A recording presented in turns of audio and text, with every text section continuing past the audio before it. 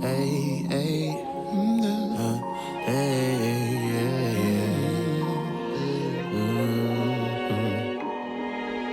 Black man. Wrote a letter to a black man. Keep stepping through it. Black man. You make it, you make it, you make it. Black man. You make it, you make it. Promise you can keep it real, dawg. Yeah, you can keep it real. Pain is not forever, you can heal, dawg. You know, and you will, dawg. Oh yeah. You ain't gotta fake it, no. But you ain't gotta treat it like your heart is really vacant. Faking like you don't got no emotions, that don't make sense. I know you trying to get it going and been patient. Using every skill within you, even latent. Doing everything you can do just to make it. Cause you ain't made it, don't forget the end though. Said you done gave it all to God, what you fret for? Man, even Jesus got some scars, what you scared of? Too busy holding on to stuff, should've been let go. See, when you scream into the void, it doesn't echo. But what you speak into existence will surely appear. But see, there ain't no GPS help you move through your fear. You gotta give yourself the drive, put you in the gear. Lack of it ruin your years, listen to me. Black man. Wrote a letter to a black man. Keep stepping through it. Black man. You make it. Welcome back to another episode of Letter to a Black Man, the podcast. I'm your host, Vernardo, and I'm super excited to have you with me. Today, we're going to have a conversation about the father I needed, the man I'm becoming. And joining me for this conversation is a brother, Mr. Jarvus Jones. Mr. Jarvus, how are you doing today? Doing well. We got a little rain shower in here. We did. So the humidity got knocked out. So I like that. Absolutely. All is absolutely. For the viewing audience, I want you to take a moment and just introduce yourself to us. Okay. I'm Jarvus. I am the owner of Deep Well 365, nanotechnology company focused on restoring hearts and minds back to the King of Kings, who also is known as Elohim, who also is known as my everything. I do poetry. I'm trying to learn how to play guitar. It's still playing me right now. One day I'm gonna learn how to play that sucker. Yeah, that's pretty much me in a nutshell. Finally back into a job. Got laid off twice this year. Within 3 months. Wow. It's been a rough go. But God is the instructor and the order of all things. Absolutely. And all things work together for the good of them that love God, to those called according to his purpose. So we good. I'm finally back working. It's not what I went to college for in that sense, but it is exactly what I was made for. Absolutely. So I'm being fulfilled. Okay, awesome.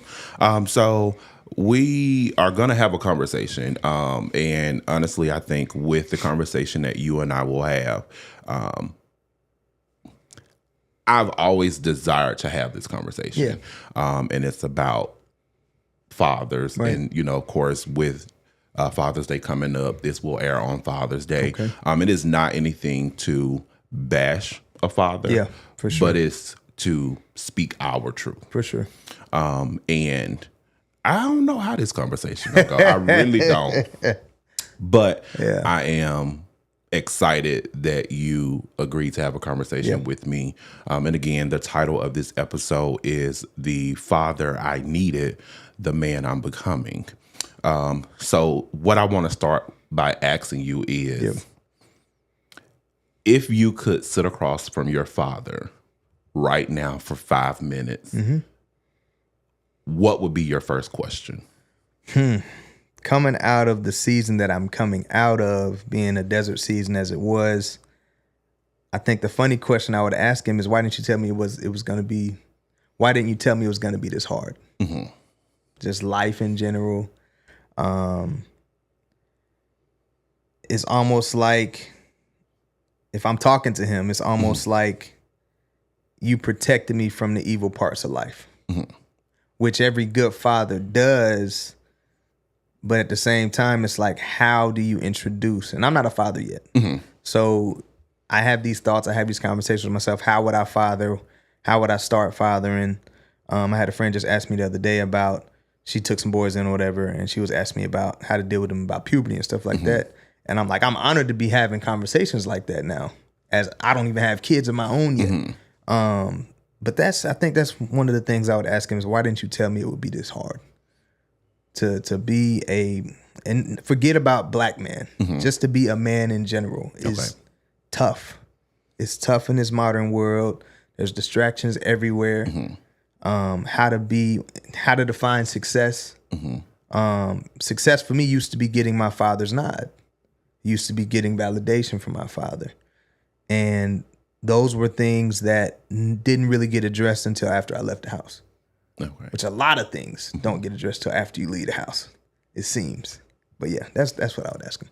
Okay. And that is a powerful question.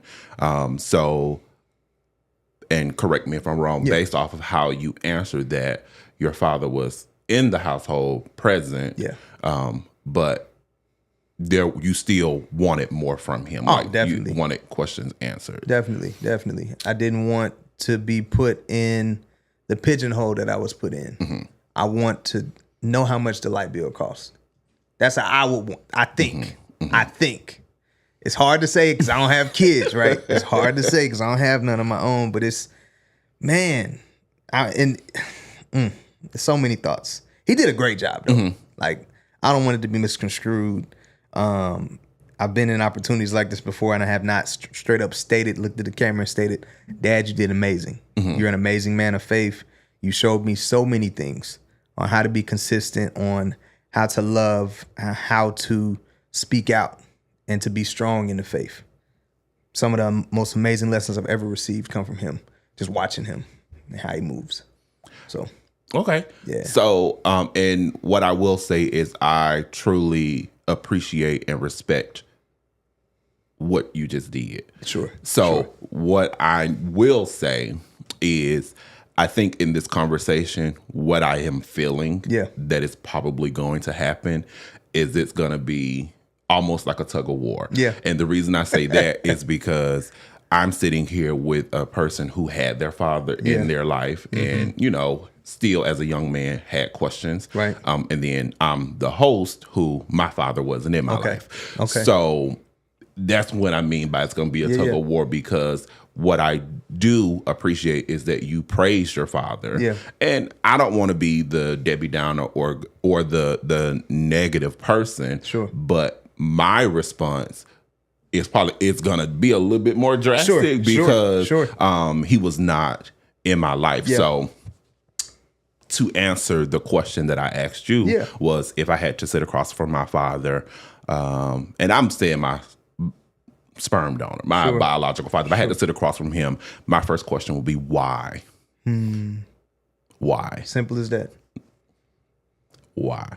And when I say why, it is that kind of opens up the door for why my question, well, what I asked my sister was, why didn't he want us? Sure. Why didn't he want us? Sure. Why were you not present? Now, I do know who my father is. Okay. He lived maybe, I'm gonna say 11. Sure. 11 houses down. Oh, wow. Okay. I know who he is. And how I felt is you were present for everybody else and you were present for everything else. But why did you not want me? Right. Why were you not present in my life? Why didn't you want me? Those would be the questions that I would ask him, just to, because I want to know. Right. And it start to make me feel like, what did I do as a son? Right. Wanting a father figure, and I really truly wanted a relationship with him. And it just never happened because my dad my biological father would be on two wheels in the neighborhood. Right. And I feel like from my recollection, every time I had his phone number, days later it would be changed. So that kind of was one of the things that was like, he don't want me. Right. Right. He don't want me. And that, I can imagine how that would impact you coming up. So when you say that your father, like you would want validation, literally on my ride here, before every episode, I always pray like, God, give me, like, you know, I send questions, but like, God, let us flow in a way that would allow authentic conversation. But whatever it is, let it be impactful. And again, this podcast was never to bash a black man, but we as black men, I don't have kids either, but my desire would be to have kids down in the future. But how do I lead when I didn't experience that? So yeah, I got something for you. Well, it'll come out in the conversation. It's going to encourage you. Okay, for sure, it's going to encourage you. It's a part of my story. It's really my dad's story, but it'll encourage you. Okay, for sure. Okay. For sure. So with where you are presently, are you proud of the man that you are in this moment? Man, so awesome to ask that question because I can finally say absolutely. It has taken a long time to get here. A lot of self-hate, a lot of self-deprecation, a lot of not thinking I'm worthy. Whole lot of that. Years, over a decade. College, got married, divorced recently. I did not like myself for more than half of my marriage. I didn't know who I was, but when I found out who I was, I did not like what I saw. And a lot of healing has been happening. A lot of foundation laying has been happening, but the restoration had to begin. I would say probably 5-6 years back. Okay. Yeah, this process of rebuilding. Okay. And what I would say is, if I look in the mirror today, with all of the life lessons and the things that I have gone through, the things I've endured, I can say that I am proud of who I am in this present moment. Because I kind of showed up for me. Yeah. And this is probably something that rings that I say on probably almost every episode is like my best friend. She asked me the question years ago. We've been friends for 16, 17 years. She asked me, who are you? And what a question. She asked me that. What a question. I could never answer that question. And it wasn't until a couple of years ago that I was able to sit down and answer that question. And the man that I am today is who she saw, but I didn't see him. Right. And it was one of those things where I was seeking validation because I didn't get it from my father. Right. I started seeking validation from other things because I wanted to just be accepted. Yeah. Yeah. And sitting here with you, I know that battle. Sitting here with you, I think that's the first time I've said that, like out loud, that I wanted to be accepted. So you kind of do and endure, put up with stuff that you normally wouldn't put up with because you wanted to be accepted. And now that I think back, I just wanted to be accepted by my father. And that has carried me, and I'm 36, I'll be 37 in a couple of months, 37 years old, like wanting to be accepted. Yeah, yeah. So, and it's something so simple that I think it gets misconstrued about being popular in school and about having belonging to a group or belonging to a team or whatever. That's like a part of Maslow's hierarchy of needs is acceptance. But as an adult, I learned that I myself must accept myself first.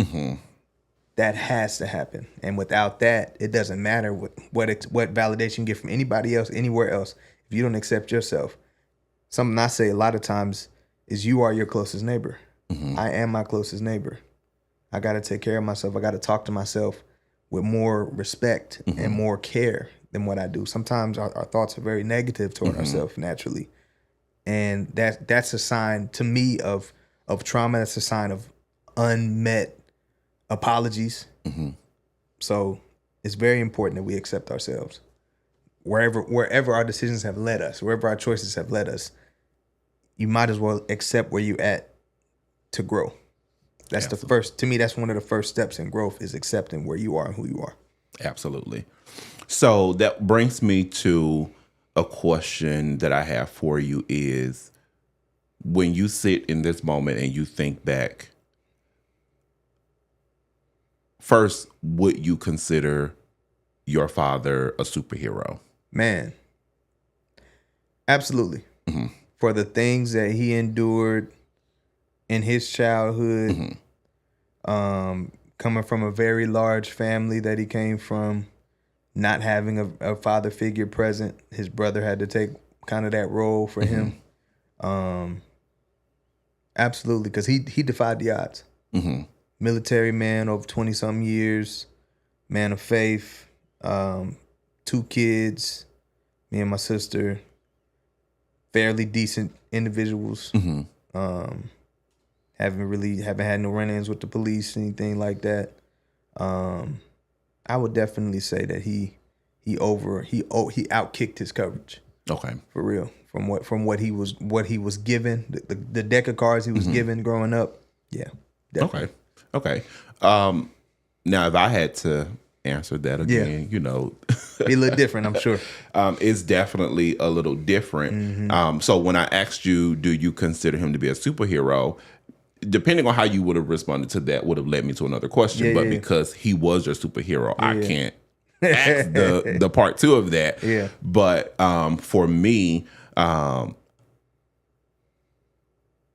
can honestly say I wanted him to be the superhero. Sure. I wanted him to come in, swoop in, and save the day. And the reason why I say that is because I saw him a lot. Okay. We lived in the same neighborhood, down on the same street, 11 houses apart. So I saw him. And I wanted to be with him, be around him. Yep. So my sister is his oldest. She just had a birthday last week. I'm the second oldest. Right. He literally has a whole nother set of kids with another woman. Okay. The woman looks almost identical to my mom. Wow. His oldest daughter looks exactly like my sister. That's crazy. The oldest son looked exactly like me. Right. And he was present for them. Okay. So I don't have a relationship with them. Like, I follow them on social media, but I don't communicate with them, and I don't like that. But my pride probably won't let me reach out and for now try to have a conversation with them. Yeah, for now. Because there is a bit of age gap, and then they're younger, but they're in their late 20s, I think so. But it's like, they're your siblings too. They're my siblings too, but it's also like, you did more for them than you did for us. Sure. But devil's advocate, he probably wasn't present for them either. Right. That's just what my mind wants me to believe to help me, to keep me to being angry. Yeah.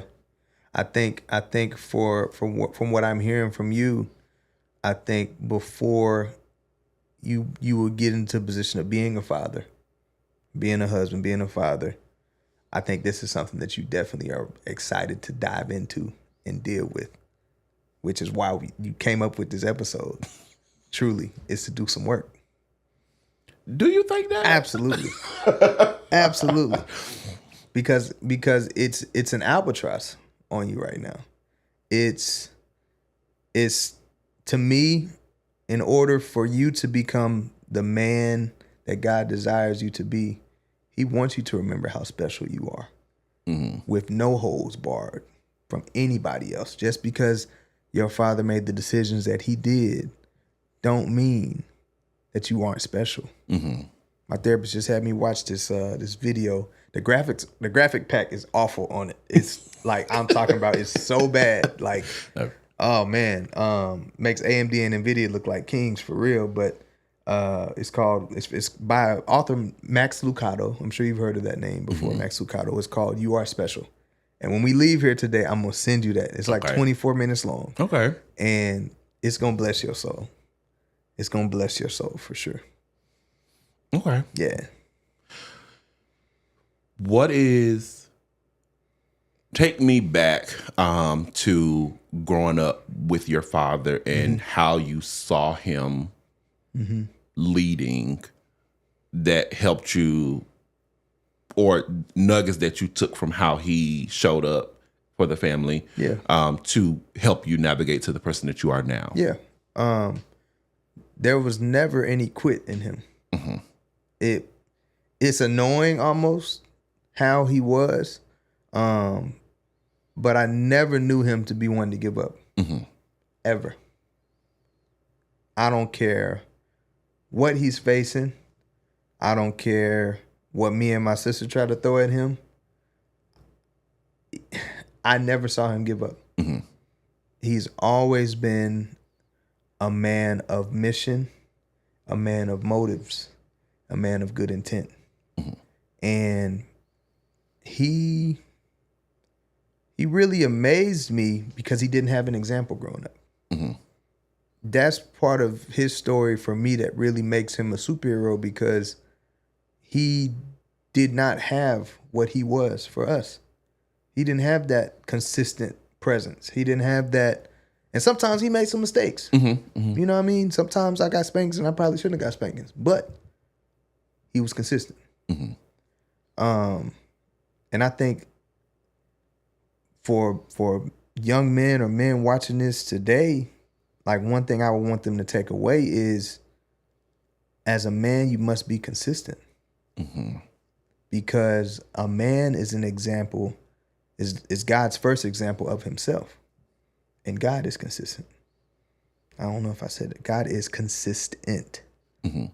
And there's no changing God's mind. Malachi 3:6 says, God changes not. And I'm not saying as humans we can't change, because we definitely can. And that's what I want to encourage you on about your pops. Is he still living? Yeah. His story ain't over with yet. It ain't over. That means y'all story ain't over yet. It ain't written.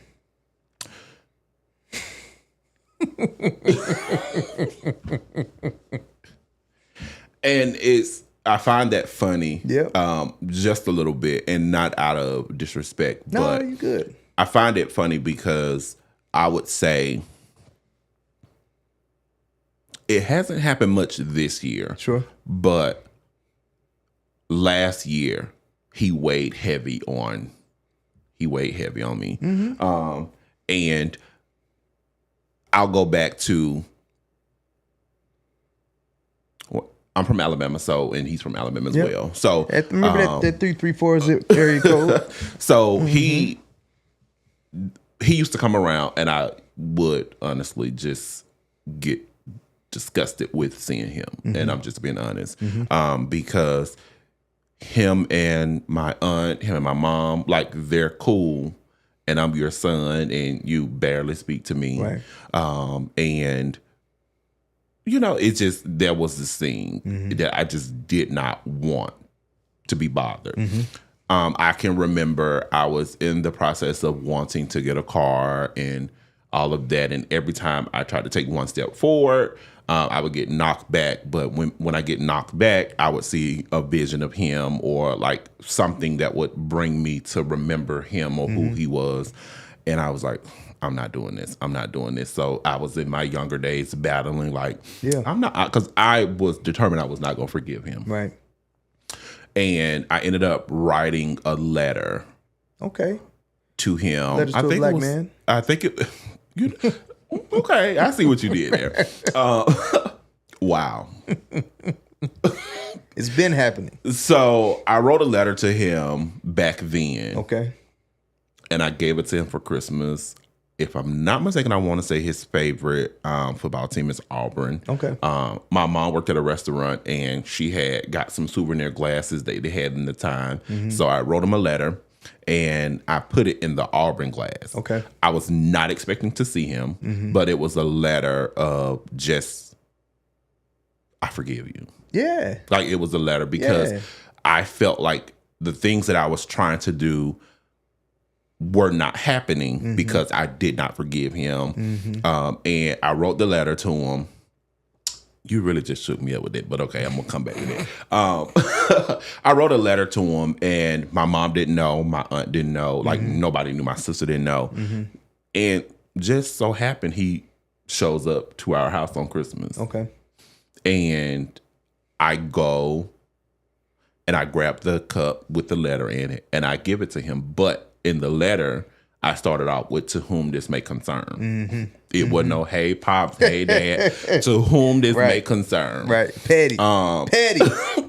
I mean, and my aunt, she was like, "Oh, I didn't know you was getting gifts." So she pulled it out, not knowing that I had wrote him a letter. Right. And then she read the first line, "to whom this may concern."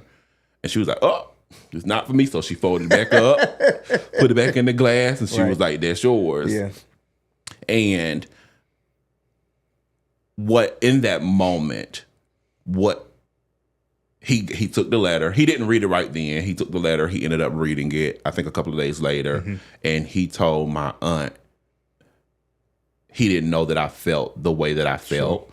And he would just walk up and just hug me. Now, if he had walked up and just hugged me, it probably would have went another way because that was not the relationship that we had. But because I had put my emotions in that letter and I had made up my mind that I was not going to just keep on dwelling on it. Like, it was to the point where he had to speak to me from behind. Like, you had to walk up, like, "Hey, Brian." And I would turn around, "Hey." You know, it was kind of one of those things because if I saw you coming, I would go the other way. But I remember that, and I wondered why he responded or told my aunt what he would have done instead of coming to the person who wrote the letter. So that just added, again, more on top of you're already absent. Right. And then I'm writing you. And I don't even know if I really wanted a response. Yeah. But if I did. Was there an ask in there? It was so long ago. I don't even remember. It was so.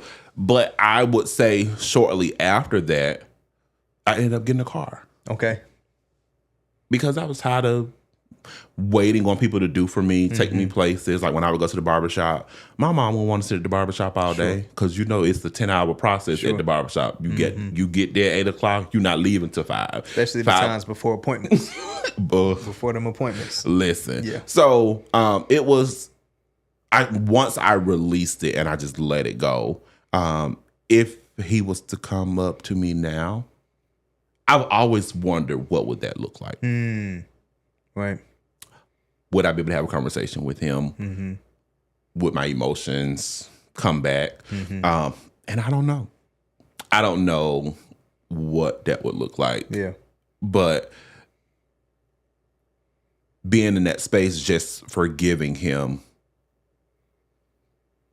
moved me in a way where I kind of just stopped focusing on what I wanted from us and just kind of accepted it because I, again, wanted him to be my superhero. Yeah. And he was not that. Right. So, yeah.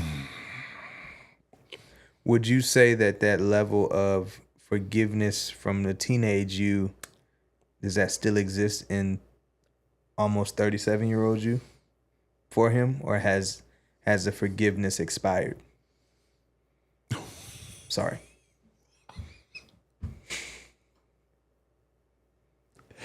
Wow. Sorry. Why did you ask me? I don't know. My bad. I can ask. No. Wow. Because the reason why I asked that question is this. I strongly believe all diseases that exist start with unforgiveness.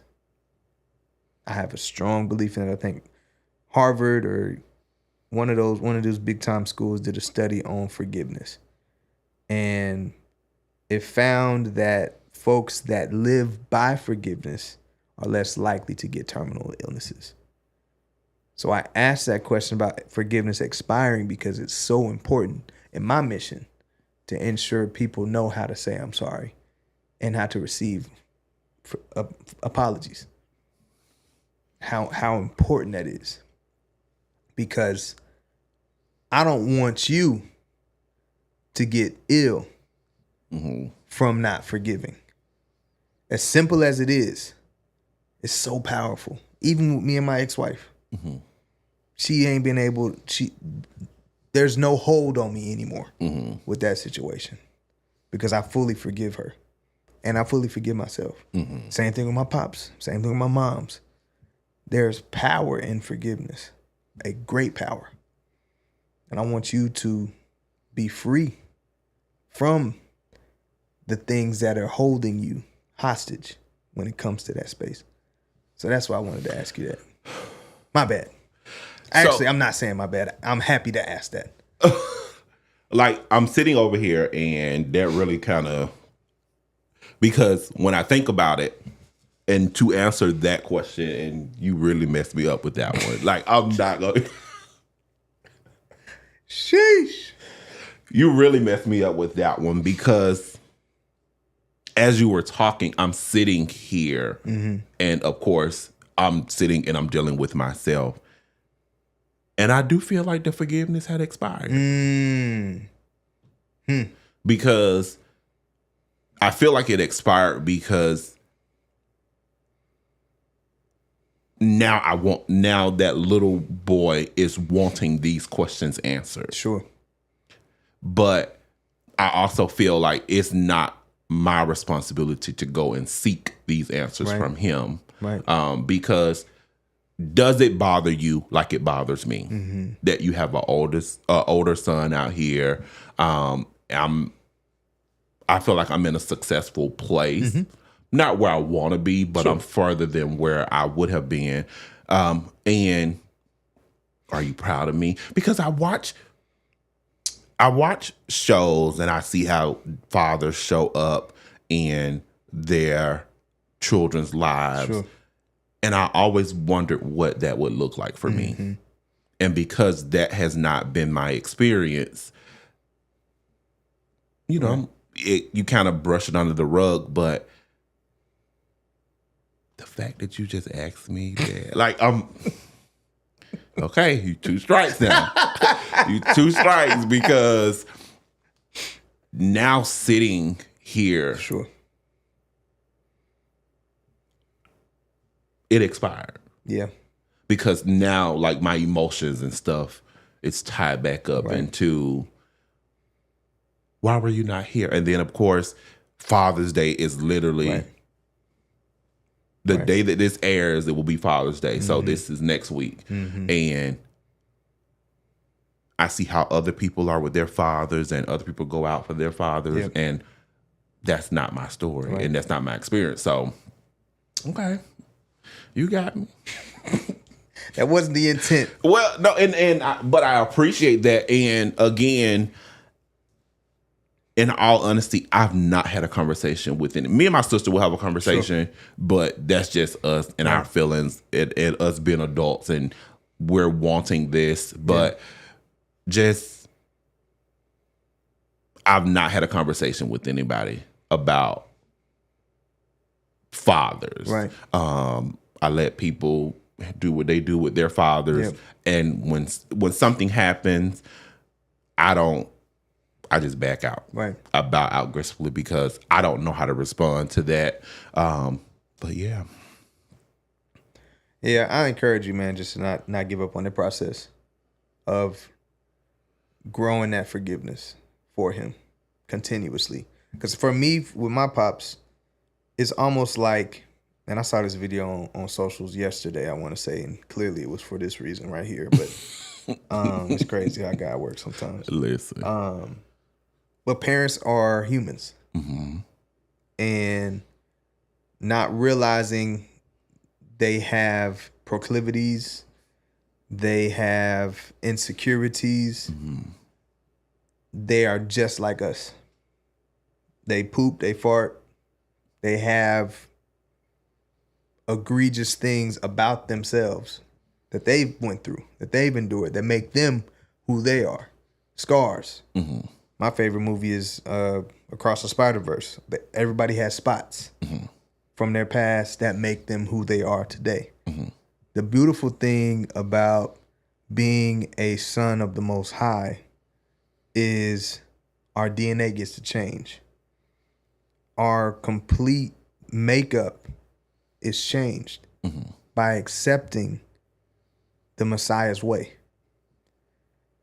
which means those spots no longer matter. Mm-hmm. They are there, and that's a part of our story. It's a part of our branding, really. But because of what the Messiah did on the cross, rolling a stone away in the tomb, gives us a chance to get back to Eden and be restored fully.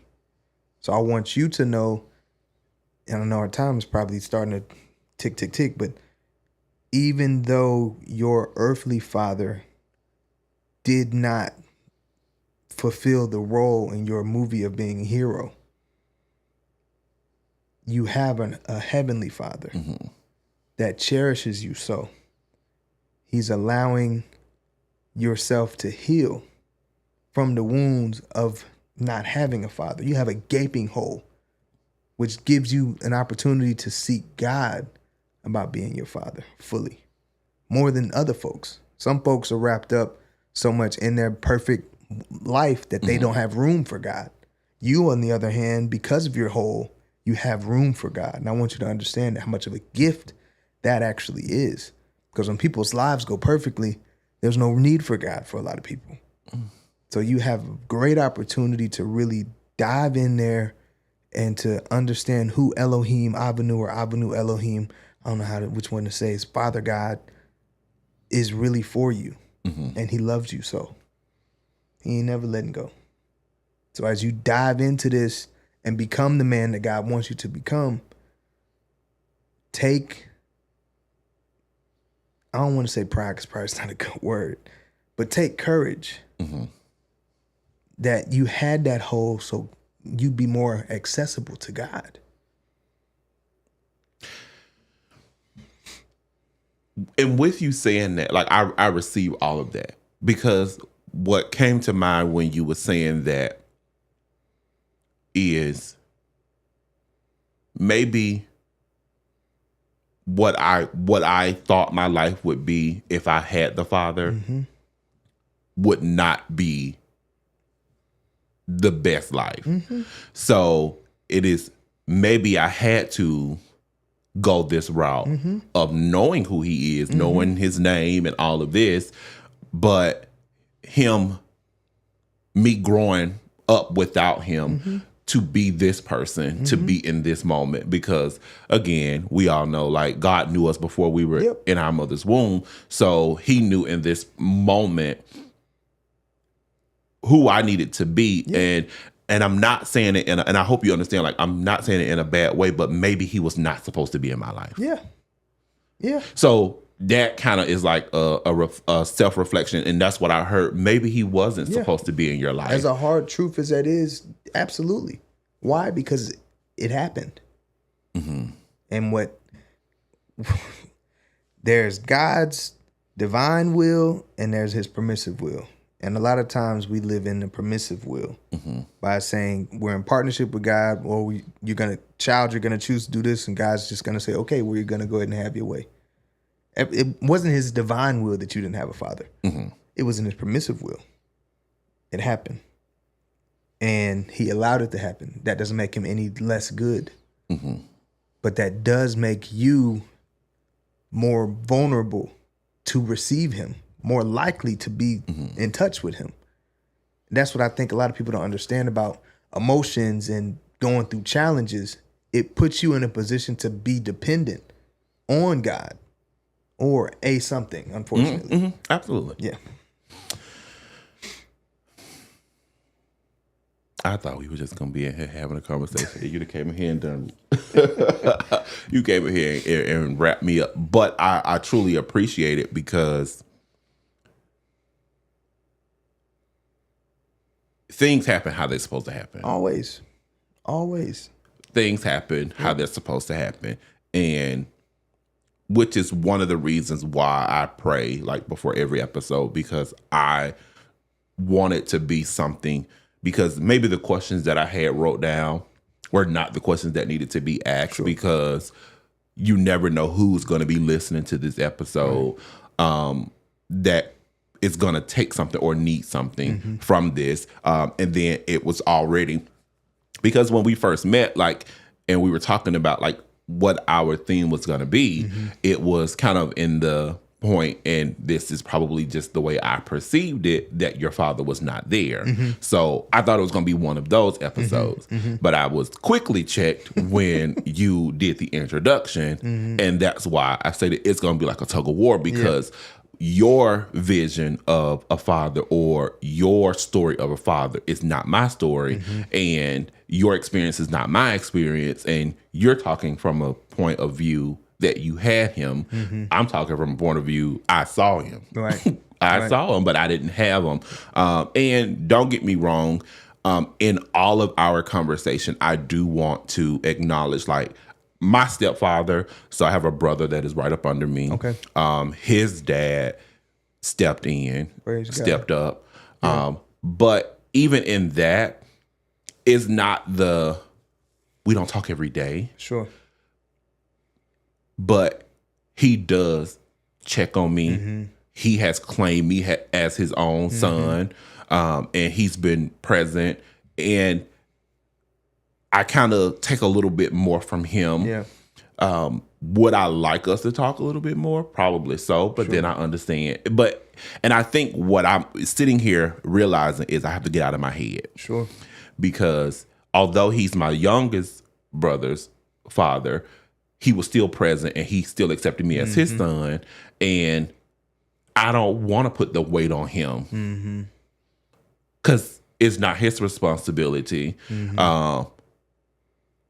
He stepped up, he stepped in, but I don't reach out to him. Like I reach out to him, and I'll just say, I love you, Dad. And he'll tell me he loves me. He tell me he's proud of me. He watches everything that I do. Even when it came to this podcast, because I started it before, stopped it, started it, and he was like, "You cannot keep stopping. You cannot keep stopping. Like there's something that is necessary with you." So even from afar, he still encourages me. And every time I see his name go across my phone, like, it's like a little kid, like, dad, dad, you know? And I appreciate him for that. So although my biological father was not present, he has stepped in and equipped me with being a man, like showing me how to be a man, but from afar. Because even in this moment, just gonna be honest, like sometimes what I really wish that my dad, even my stepdad, like, I feel like I don't know how to change no tire. I don't know nothing about under the hood. I don't know about none of that. Like, that's something. But who's to say that makes you equipped as a man just because you know those things? Who decided to say you got to know how to change a flat tire? You got to know how to handle things under the hood to be equipped as a man? Those are parts of things that men might do, but I know it's women that know how to do that stuff. I think it's important to not categorize manhood and womanhood with those specific items, because a lot of people's stories are not those traditional things anymore. It used to be. Absolutely. But I think it's time that we transformed our ideas of what being a man is, what being a woman is. And I think it's transformed to the word of God. What being a man is, what being a woman is. And it starts with listening and being obedient. Those are the most important things. Now, funny story is I didn't have no flat tire until like maybe about 2 years ago. That was my first ever flat tire that I had. So to know how to do something, to be trained on doing something and to never have to do it, you're going to forget how to do it. Mm-hmm. So give yourself more grace and celebrate your wins. Celebrate your wins. You had a figure in your life. That's a win. That's a big win. And I think a lot of times in life, we misinterpret our moments to cheer. We are so gotta have it this way that when we get it, when God blesses us with a way, we don't cheer. We gotta cheer more. Gotta cheer more. Wow. And I say wow because like I received all of that. And having this or being in this moment, I'll say being in this moment, having another brother to kind of speak life, point you in a direction, and kind of just maybe slightly validate and not even say slightly. Right. I'm not gonna even do you like that. Just to validate, like, or not. You're making me see a different point of view. Because, as I said earlier, my mind wants to see it this one way, and that's not the only way. Right. So again, like I had my biological father wasn't there, my stepdad was, but you said I forgot to cheer, acknowledging my stepdad. Yeah. So that's your third time. It's your third time. but and again, it's one of those, when I say the third time, it's like those are wild nuggets that you just poured out. And I'm like, that's the third time you done wrap me up right on this episode. And it's making me check myself because I want to be mad. Yeah. And I just said that forgiveness expired. Like, I want to be mad. Right. But what you're doing, and what I will say is there's work for me to do. Always. But I appreciate you doing the work so that because I may not be the only brother that you sit down and talk to or have a conversation with, but because you have done the work, the necessary work, you kind of, I see how he feel about this. Let me show him another way. Let me point him in another direction, because again, I want to be over here pouting, but you like, okay, you did that. It didn't work. Let's look at it this way. And it's one of those, you really just gonna sit right there and absolutely and get me right together. Absolutely. As your brother. That's what I shall do. That's what I'm made to do. And I appreciate that, because sometimes it's needed. It's needed. It's necessary. So before we get out of here, I did want to, dive into another area. Yep. So what has been do you desire to have kids? Absolutely. Okay. Capital A. Absolutely. I can't wait. Okay. I cannot wait. Okay. I've always said I didn't want to have kids until I was tight enough with God, close enough to God, to hear him tell me what he wants me to name them. I always have said that. And I don't know if I've got the names, but I'm gonna hold that to the vest. But some of the I'm started getting some names. Okay. Yeah. Okay. Not married or anything. I'm not even dating anyone like that. Like, life is cool right now. Life is cool. I'm chilling.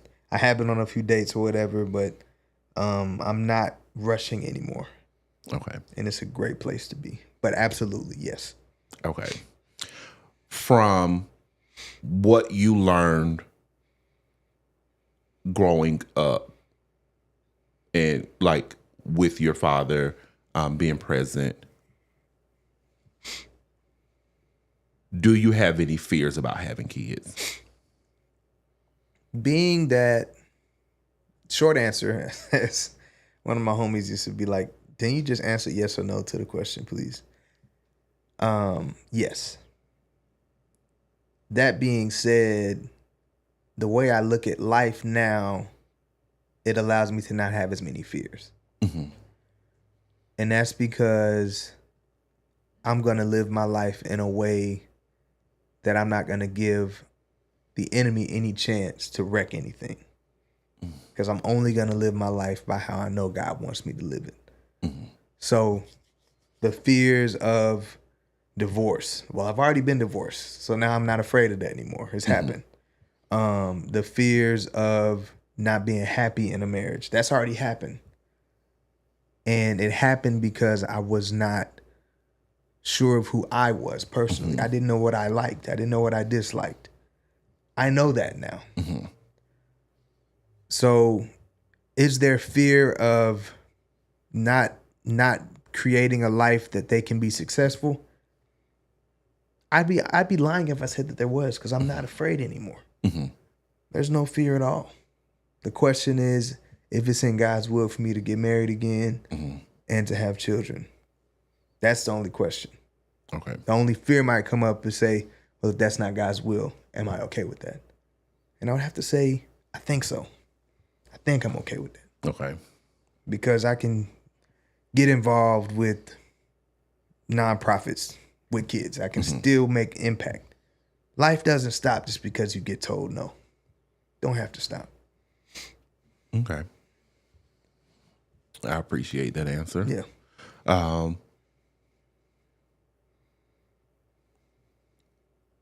With your father, I'm not going to, nope.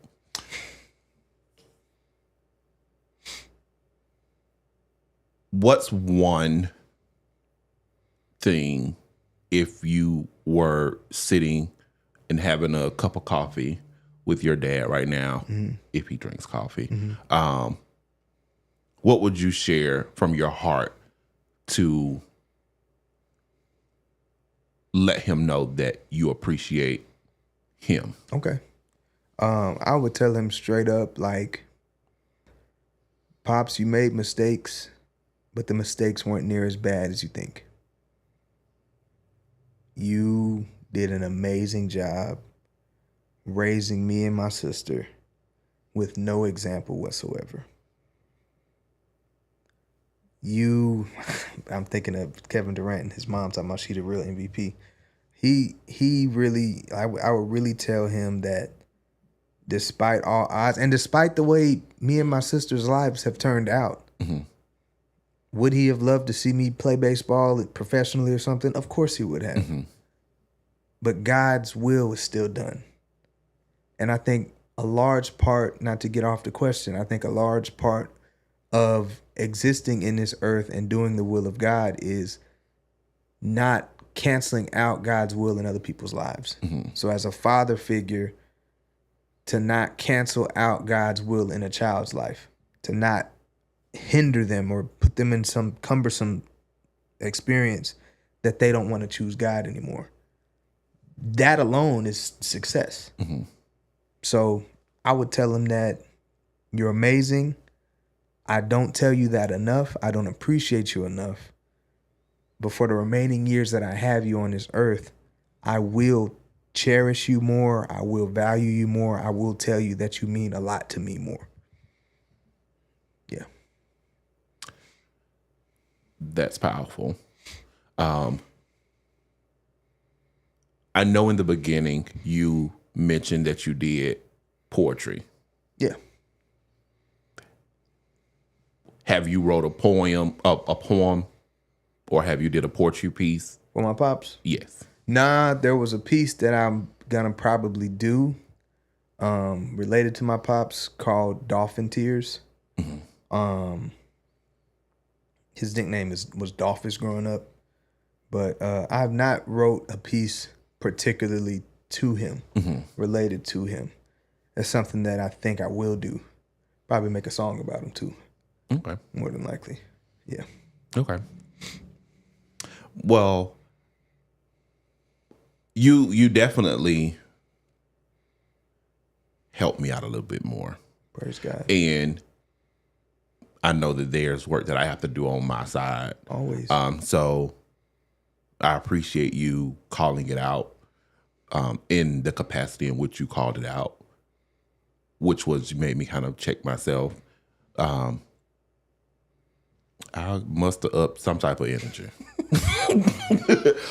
I must have upped some type of energy to have a conversation, because when I say I really want you to know, you really messed me up with the expired forgiveness expired. You really messed me up with that one, because I was not ready for that. Only because of the life that I've lived, being married and thinking I was living a forgiving lifestyle, but really just counting up the times. That's not forgiveness. Forgiveness is when you give it all the way up and you say, cool, I accept, back to acceptance. Mm-hmm. I accept this for the way it is and leave it alone. That's forgiveness. It's not, I wish this, I wish that. Full acceptance, radical acceptance goes hand in hand with forgiveness. We, as human beings, have got to learn we cannot manipulate people to doing what we desire, no matter how we come at them. Manipulation is not of God, and it's borderline witchcraft. It is. Mm-hmm. It's disobedience, because God does not want us to make ourselves God over anybody else. God should be the only person that, I don't want to say manipulate, but encourage and forces. Mm-hmm. He should be the only force that has the power to do that. But when we put people in places that they shouldn't be in our lives, then we get in trouble and try to move things. And it just causes a lot of stress, a lot of cortisol, a lot of, I'm telling you, just illness, terminal illnesses. Radical acceptance is forgiveness almost. They're almost like equal. And again, I really do appreciate you for pointing that out. Because again, I felt myself slipping back into a place, not even knowing how to articulate that my forgiveness had expired. Mm-hmm. So, because that's what really had me choked up. And the question is, if your forgiveness expires, was it true? Sorry. I've been wanting to ask that for a while. If it expired, was it true? Or were we just trying to use our emotions as weapons to enforce our own way? Why?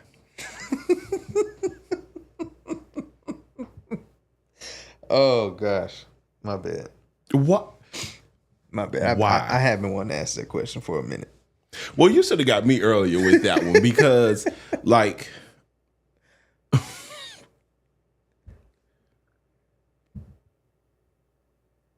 not on. So what I'm hearing you say is it expired, but then you go back and ask me, was it even true? My bad. I really don't know what else. You were a child, though. I was. You were a child. You were a child. So we gonna strike that. That's okay. But I would honestly say at that particular time in my life, yeah, it was true. Genuine. Yeah, for sure. I didn't know any other way. For sure. I felt that I had to forgive him. Yeah. But even as an adult now, who at some point in life desires to have a kid, my fear would be doing it the way that he did it. So, yeah, which is probably what is erasing some of the is making me feel a way. Mm-hmm. Is making me feel a way because I want to show up and I want to do it different. Like I want to be the person or be the parent that I didn't have. Right. So I have plenty of more questions, but I'll hold. I'm going to get you on the books again. All right. Before this month is out. Okay. Because I want us to continue this conversation. Okay, for sure. I'm open to it. So we have this one for Father's Day. Yeah. But you coming back. All right. Because I need a part 2. Because I really want to know your questions. Okay. It's got to do with your process and healing. Yeah. You may come back after August. You ain't gonna shake me up this soon. But no, I definitely I'm gonna work on it because I want a part 2. Yeah, let's do it. We need a part 2. Let's do it. So, in what I want to say is in closing, that's your camera right there. Mm-hmm. And I want you to speak your heart, like to a son whose father, if you had to look back at your life and speak to your younger self. Okay. That's how if you speak to your younger self, mm-hmm. encourage that younger person. Wow. And then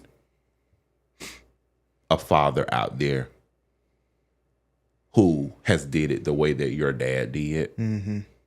What is a word of encouragement you would have for them? Okay. So it's 2-part. Yep. So to a younger you, encourage yourself. And then to a father that led how your father did to the best of their ability. Got it. So letters to my younger self would say, hey, self, know that the things you have experienced were not meant. I'm speaking about I got exposed to pornography at 8 years old. So the things that you experienced were not supposed to happen. Know that your parents still care greatly about you, even though it happened under their nose. Know that your life is not the sum of one choice, but the sum of all your choices. And that as long as God is first and primary and in his rightful place, all else will fall into place. And then to the dad that has been there for their kids, to the father that has been there for their kids the entire time, do not get weary in well-doing.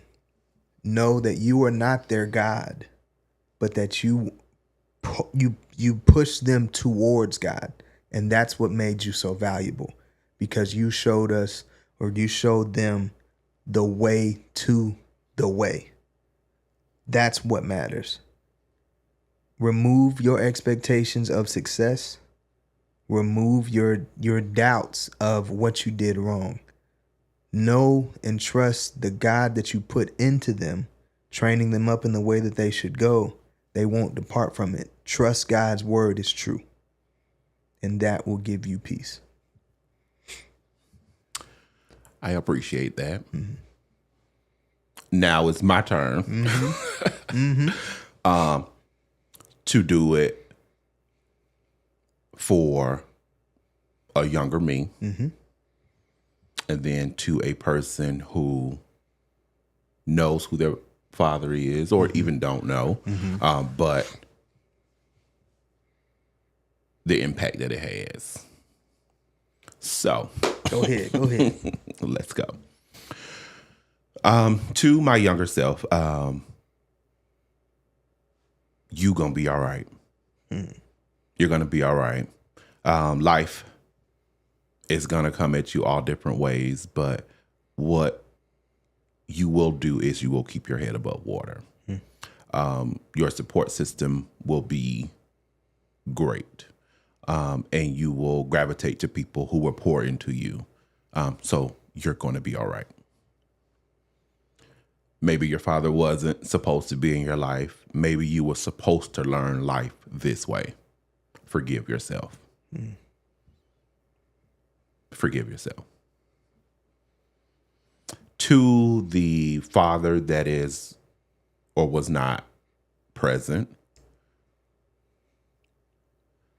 you're not going to do that.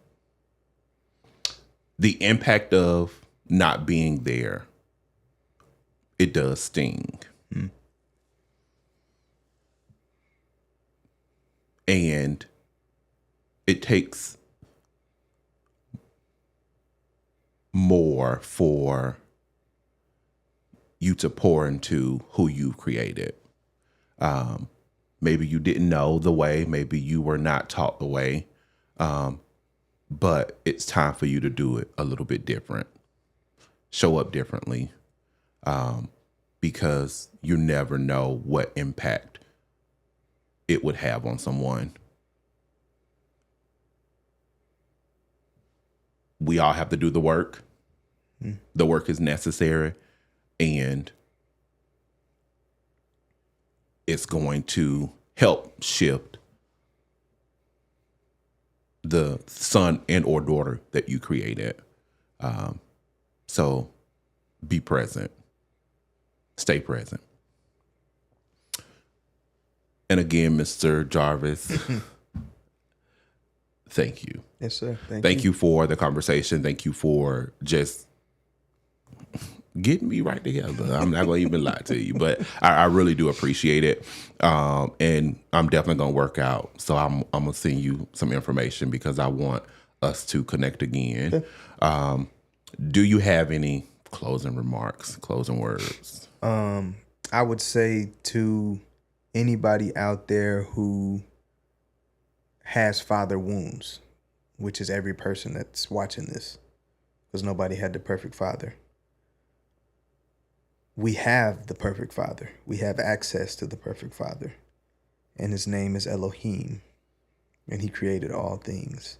And he has a way that he wants you to live. And he told us how, from Genesis to Revelation, even the Apocrypha. And it's important to know that we didn't have perfect fathers so we could have a need for the perfect father. That's why your father isn't perfect. Is because there is a father that's perfect.